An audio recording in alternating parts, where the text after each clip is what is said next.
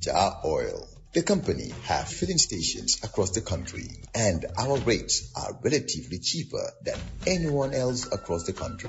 Jah Oil is the biggest producer and distributor of cement in the country with the most competitive prices in the market.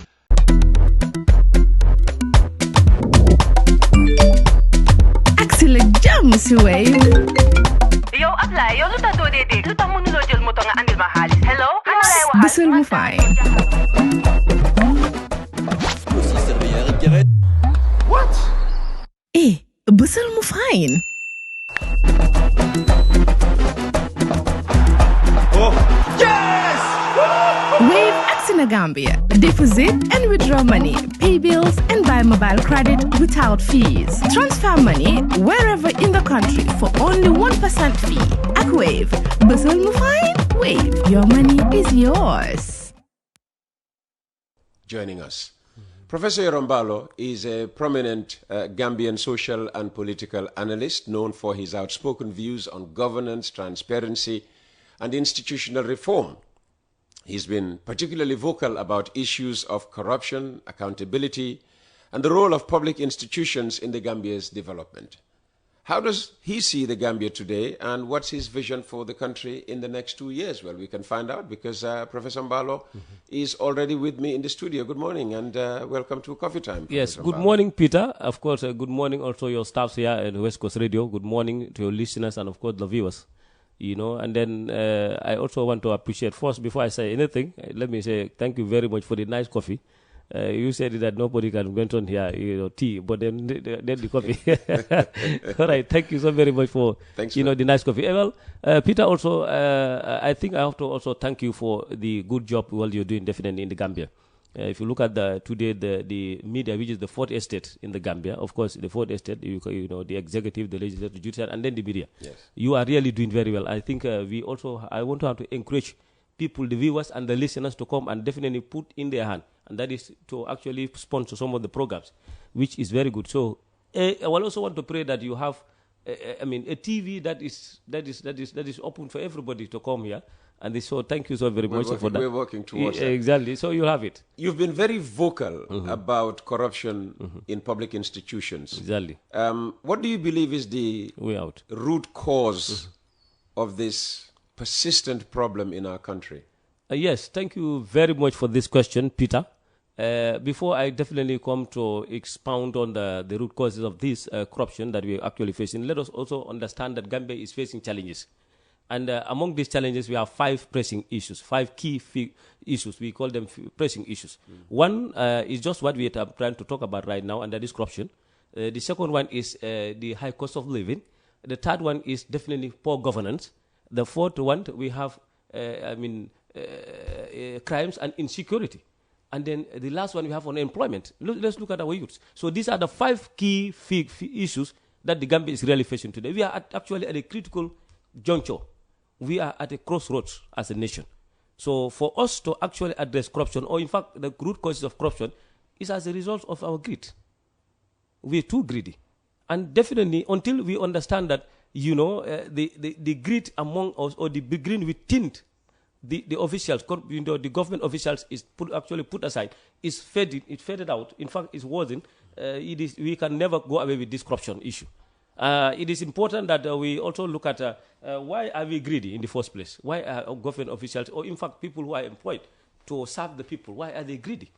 So this is a question that actually can be answered by anybody. But then here it is important that when somebody is giving a responsibility to take, it is important that, you put forward what we call transparent and to be accountable. So, but this transparency and accountability, this is what exactly we are lacking.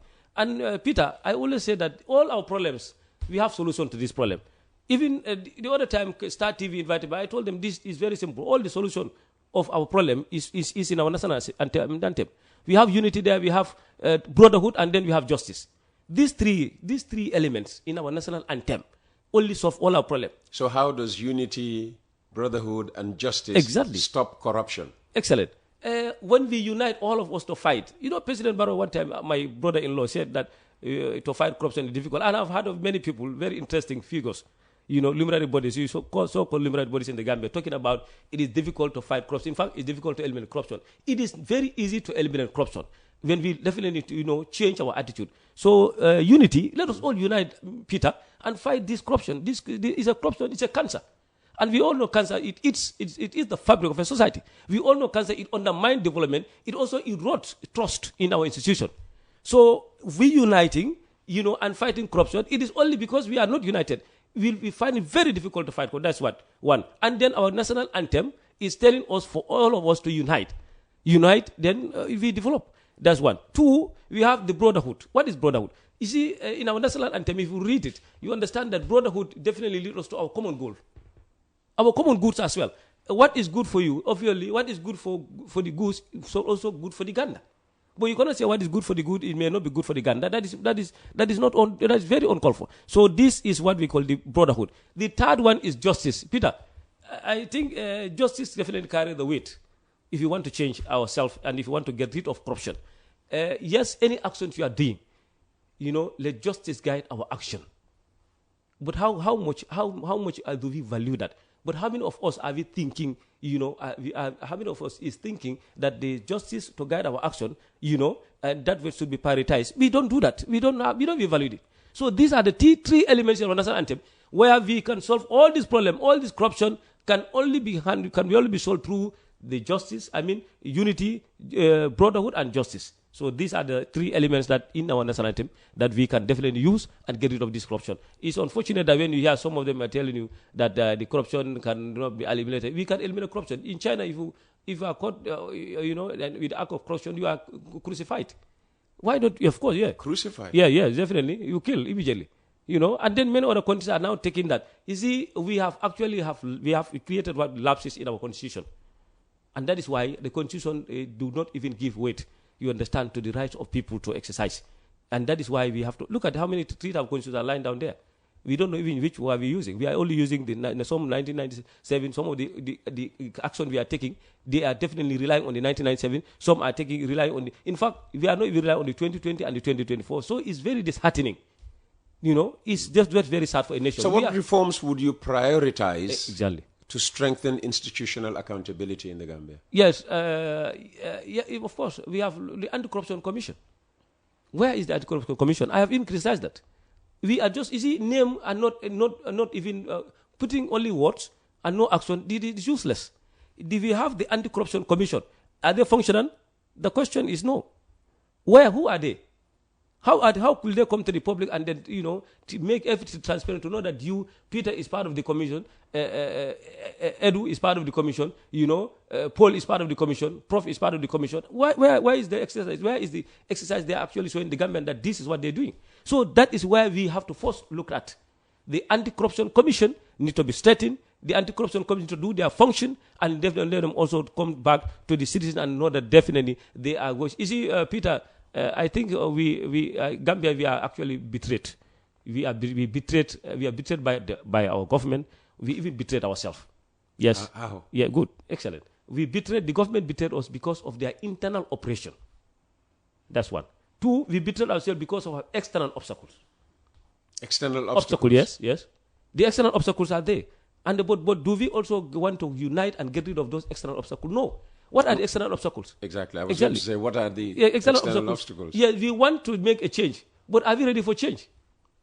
And of course, outside governance, we go for electoral. Outside governance is electoral. Yes. Now, the 2026 is looming on its horizons. Now, because it is looming on its horizon, are we ready to make a change? Do we mean? Are we serious as citizens to make a change, meaning a new leadership? Because we are talking about the leadership that is here. We are giving a lot of votes, but are we ready? No. Peter, I have said it. One of our friend, Professor Dennis in Ghana, he said, African people, they vote for their belly and not for development. That is true. We have just voted for our belly. If I'm telling you, tomorrow, Peter, if you are standing as president, only to come to me, Prof, vote for me, you give me 1,500, just let me buy something, that I can consume for only 3 months, I definitely give you my vote. But do I forget the 5 years that is coming, you understand, in suffering? I will go through the mill, undergoing suffering. Are they thinking about that? They don't think about that. It is important that we speak truth to government and face the people and tell them the reality. You know, the citizens they are part and parcel of the contribution of the failure of the Gambia. Definitely, the voters.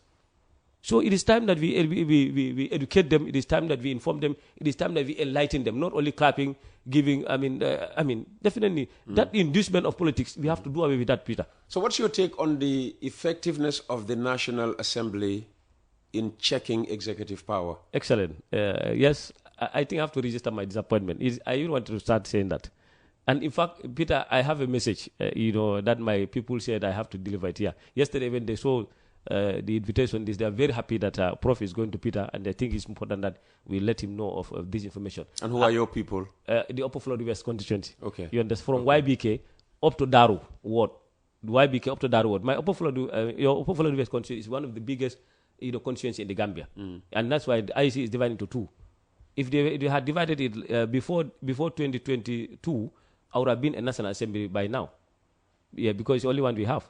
And then the other one, I would have been the second one. But now they want to divide that. And I'm happy that when Joe colleague came here and he made a lot of improvement. The new IEC. Yeah, the new chairman. IEC. Yeah, definitely. He knew a lot of improvement and then a lot of plannings for that, which are definitely. Those are only suggestions for now. Yeah, no, but they will definitely do that. You understand? Now, Peter, I want to register my disappointment. First, let me inform the citizens, and let me also remind President Adao Barrow, my brother-in-law, the promise he made in Jahanka village. He knows. What promise did he make? He stood there during the campaign and said that the road between Sololo and Jahanka, he will construct it. Until today, nothing. Okay. And they are all complaining. Let's go back to the question. Exactly. So the question is, the National Assembly, I want to register my disappointment with them because we never expected such. Especially, I don't want to give them a description or an adjectives, but definitely the ingredients are definitely too much there. Yes. First, I want to say that they have been embezzling what we call the constituency fund. And this is what most of the electors are not even following. They are not asking questions to their National Assembly representatives. Embezzling how? Yeah, embezzling. Yeah, the fund, we call the constituency fund, it is given to the constituency for development. Yes. We call it community-based development, community-based projects.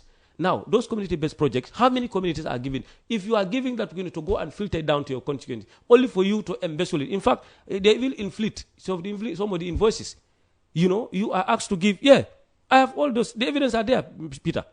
You see, I don't just speak. I speak with facts and figures, and that is why anybody who knows me knows that I don't bend truth. These are things that we have. Each time we speak facts and fiction, facts and figures, and do away with fiction. But then the politics today, it is a politics of inducement, fictions, lies, mental slogans, it's just terrible. And that is why we have to do it. Now, for the National Assembly, Peter. Yes. Well, its effectiveness in checking executive power. Yeah, they have to be accountable by the electorates. Let them go back to their electorates and tell them the truth.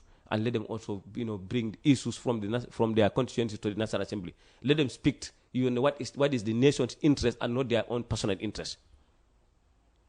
So you don't see a role for them in checking executive power? Of course. What the president and the ministers of course, there are three main functions that they have. And I think most of them, they overlook that. They don't even understand what are their role. First, yes, we talk about representation. That is to represent their electorates.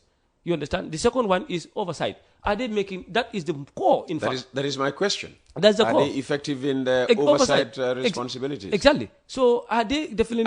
Are they effective? They are not effective. They are very inefficient, Peter. And I can tell you, the electors are really angry. You see, Gambia, we have two problems right now. People are angry and they are hungry. Oh. Yes. I can say that anyway. How are we hungry? Things may be expensive. Yeah, Peter, we are hungry. Let me tell you that. Just last week, I wrote an article. In fact, somebody called me from outside, told Prof. I think if Gambians should really understand some of these articles we are writing, they have to make a change. I said people are hungry. You go to an inexpensive restaurant right now. You have $400. The least you will pay is $450. How many average Gambians can pay for that? A meal, single meal. $450. I'm telling you, an inexpensive restaurant. I'm telling you. Because I have roamed all over to make some case study about this. The other one is a kilogram of rice is at the cost of $78. How many Gambians can afford that? Peter, just yesterday night, somebody called me from Basse. He told me, Prof, I am happy that we will listen to your program with Peter Gomez. That is he here now, our area here, just around Kolikunda. just behind. Their area there, they only using 1 meal. This is very sad. I'm telling you. They only eat once a day. Only one meal. I'm sure they are listening. I'm telling you. This is sad, Peter. A nation. You see, a nation, if you want to develop, first, tackle what we call the high cost of living. People must not go hungry. That's why I said people are hungry. And people are also angry. Look at the discontentment that people are having. You're going to vote for, I'm going to vote for Peter, Peter don't serve me. How is that discontentment manifested? Of course, look through the protest that we are seeing now. You know, through the protest, look at the youth protest. And the youth protest are also mishandled. They are also manhandled. Instead of handling it properly, we are having what you call a problem. Our democracy is definitely, under attack. Our democracy is at a crossroad as well. Because the democracy should allow a protest, peaceful assembly, peaceful association. That is what is also entrenched in our constitution. But until this is not done, we are really not doing well as a nation. So these are things that we have to speak development. We have to speak issues now. You know, issue-oriented thing, that is what we need, and not only petty politics and then the tribal politics and whatnot. And that's Gambia definitely is dividing as a result of that ethnic politics. Ethnic politics in bracket, tribal politics. Okay. Yes. Okay. What role do you think academics like yourself should play in shaping national policy? Yes, I think we need to be integrated into some of these policies. It's unfortunate that people, academic individuals, experienced individuals like myself and others are not, their sideline, meaning we are not invited to such policies making.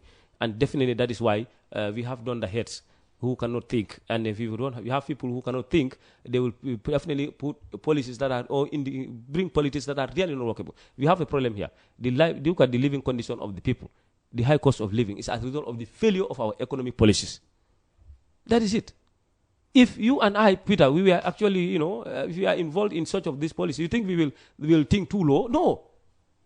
We will think too high. That will cover everybody. And then we make a change.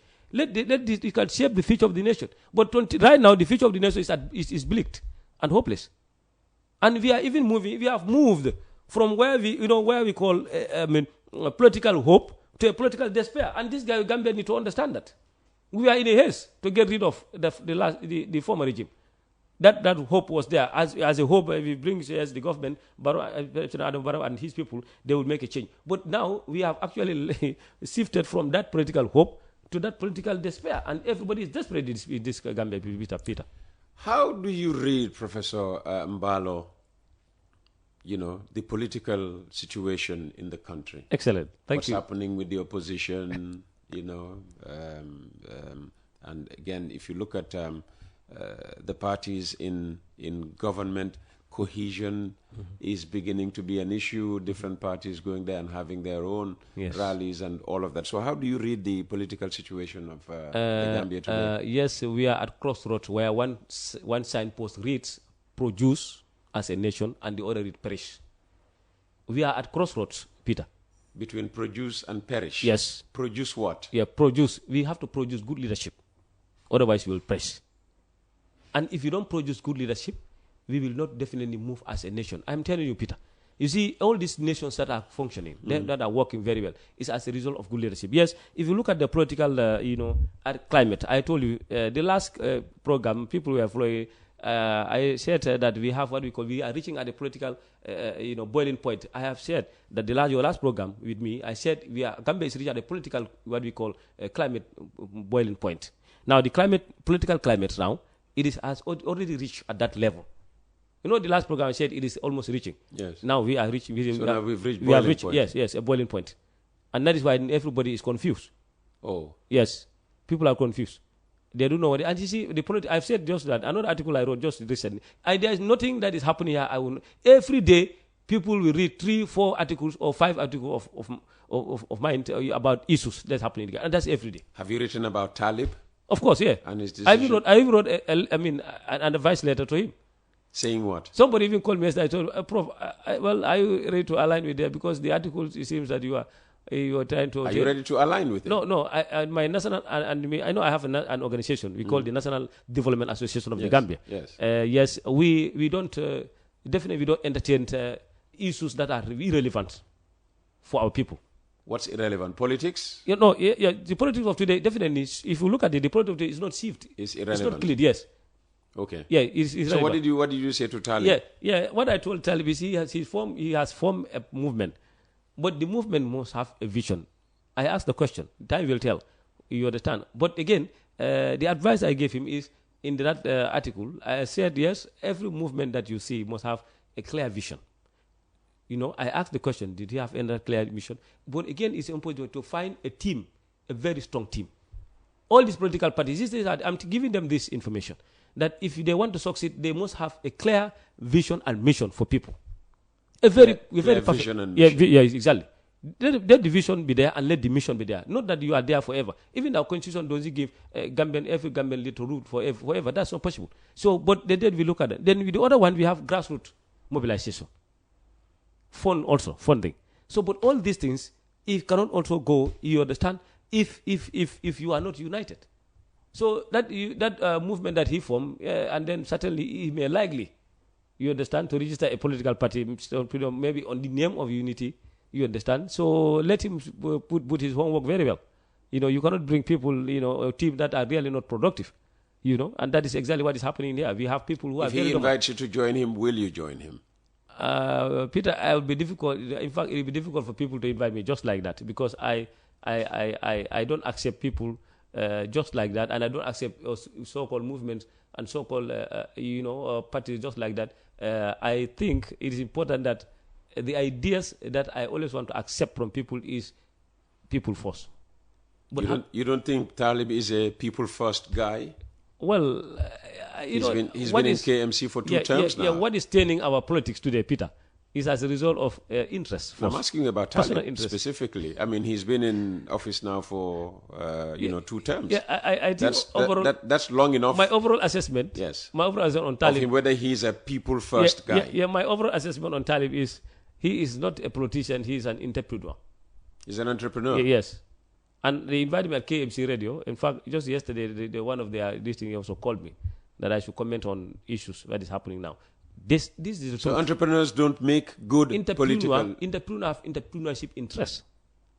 You see, we have to understand the type of politics or politicians that we are making, or the type of politicians that are entering into this. Is that why we're going through these problems that you discussed earlier on? Yes. Because President Adam Barrow is seen as an entrepreneur. Exactly. It's just like, you are not putting the right patient to the right position. I am telling you, Peter, if you go to records, just read of some of these past records. In fact, if you go to records, all my records, all the thing I have written, when President Barrow came into existence, when he was voted first, and he was trying to make his cabinet, I really wrote an advice. That advice letter is there. That advice article is also there. Now, what I told him is, do not put anybody in a place where you are definitely not capable, you are not competent in. But that is what we are also seeing in the cabinet. People who are certainly they are so-called nurses, they are manning something that has to do with farming. Oh. So-called, I can name all of them. That's so-called. Yeah, go ahead. So-called, certainly so-called cybercrime.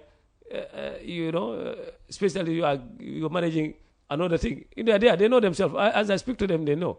You understand? You have many things. You have wrong people in wrong positions. So how can we build stronger institutions without politicizing them? Excellent. Yes, we can do that through decent politics, Peter. This is very simple. Let us be decent in our actions. Let us be decent in our words. The decent is very important. That's why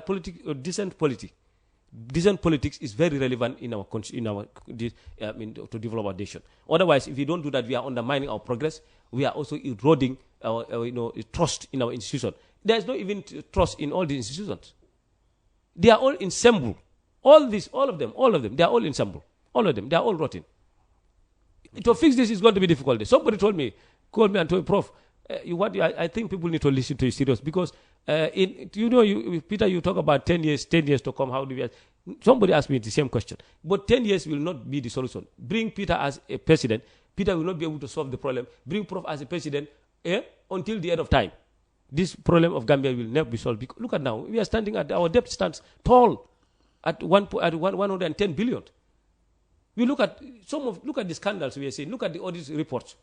What about the audit reports? That was going to be my next question. Yeah, the audit report is carried three things. Audits are conducted in three ways. We have the financial audit, we have the performance audit, and then we have the compliance audit. Now, these three, that is where this National Audit Office, do their auditing. As I speak to you now, we have 2021 is released, 2022 and 23 audit. I read everything in their websites because they publish everything in the website. Yes, it is true. Some are, alleging that the donors press up Mballow or the government to release the no. But then it is important that when audits are conducted, the audit in fact has exposed many things. The 2021 is exposing systemic corruption, has highlighted and exposed systemic corruption and financial mismanagement. I'll just break it down for you. The 2022 has also exposed and also highlight the cargo, handling of the GPA, that is the Gambia Ports Authority, and then also the farm inputs by the Minister of Agriculture. I'm sure the Minister of Agriculture need to explain that. And then the Gambia Ports Authority. That's 2022. Then the 2023 audit reports also expose what we call financial irregularities. And then this is where we have the procurement failure, we have the revenue leakages, we have many, many things. I think, Peter, definitely we have a lot of problems in this Gambia.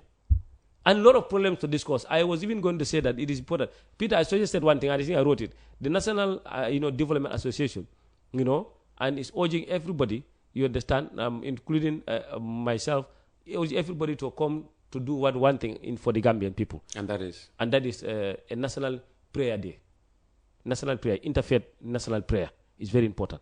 I think that's what I'm calling for now. Okay. Yes, right. So it's important. And just finally, what's your vision for the Gambia in the next 10 years? Yeah, the vision for the Gambia in the next 10 years is to actually get rid of corruption. In the next 10 years, if corruption is not definitely is not a history, Gambian will definitely continue to live in suffering. As I said, the people will suffer, and then definitely the country will not function. And then our children and our grandchildren have questions to ask us. So it's important that we work on that very well. Let us be transparent and then accountable for what we do. You see, those are the things that we have to need. All the institutions are having problems because they don't want transparency and they don't want accountability, Peter. Definitely. All the institutions don't want... All the want institutions, yes. Transparency and accountability. Or accountability. Yeah, look at the flaws we have. You see, look at the mismanagement and the embezzling of public funds. They're not transparent of how they embezzle or how they expose, how they actually, dispose. That is just trouble. And that is why we need to be very much accountable. And any leader that is coming now, Peter, I think the opposition need to rally behind a single candidate and one platform. Esafal has been, APP survey, has been talking about this. That we need to mobilize. In fact, effort. Should it be him, Esafal? Yeah. I want to see. Let me say that this is the political opposition politicians. I am telling you, if they rally behind Esafal, then the issue of corruption and then the transparency and accountability will definitely be. It will come to pass. I'm certain. The government of the Gambia will definitely function because I was going to urge, in fact, all political parties. That is what we have now. There's a problem we have. We are not ready to unite. And I'm telling you, I predicted that if all opposition politicians are not ready to unite, and they will never unite, they will never defeat the incumbent president, Adama Barrow. Yes? Okay. Yes, so we must unite, and then unity for development. Thank you. Professor Mballow, thank you very much for your time this morning. Thank you so very much, Peter. Jah Oil. The company have filling stations across the country, and our rates are relatively cheaper than anyone else across the country. Jah Oil is the biggest producer and distributor of cement in the country with the most competitive prices in the market.